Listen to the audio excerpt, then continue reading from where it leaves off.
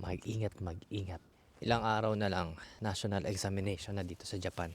Remind ko lang kayo, ingat, ingat para sa lahat ng mga nandito sa Japan na magte-take ng national examination sa susunod na araw. Kasi matuto na tayo sa nakaraang exam.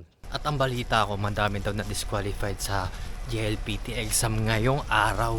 So ngayon, mas maiging makinig, mag-ingat kasi mamaya mangyari na naman yun. Ito, national examination na to, lahat to para sa mga magte-take ng Kaigo Fukushishi. Mag-ingat, mag-ingat. Kasi sayang, sayang. Ang national examination once a year lang. Yung JLPT, pwede kang bumawi December at July. Tsaka mas importante to, kaya huwag na kayong humawak ng cellphone. Kahit break nyo, huwag nyo nang tignan yung cellphone nyo. Kung ano yung instruction, gawin nyo na lang, makinig na lang tayo. Kasi sayang talaga. Ito nga, magte-take din ako. Pero hindi ko pa tapos reviewin to. Pero at least na kalahati ko na siya. Pero ang dami ko pang re-reviewin. 70% natapos ko na, 30% hindi pa. Pero ganun pa man, magpapakita tayo, mag-show up tayo doon. Hindi dahil gusto kong pumasa, kundi dahil sa pamilya ko. Para sa pamilya ko, ilalaban ko to.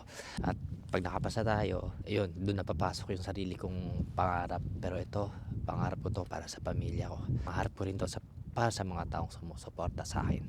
Para sa inyo to. Hindi mo na to para sa akin. Yung para sa akin, kapag nagkatotoo na to. Basta mag-ingat kayo. Gawin natin lahat ng makakaya natin sa examination. 2 days na lang at laban na. Alam ko madami din kayong pinagdaanan. Puyat, gutom, sakit ng ulo, pag-aalala, 'di ba? Ang dami nating pinagdaanan pero eto na to.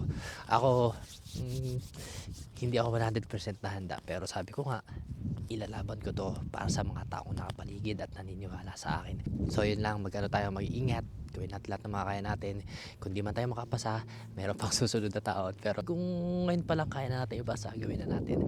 So yun lang, lahat magtitik sa Japan. Gambate kudasai.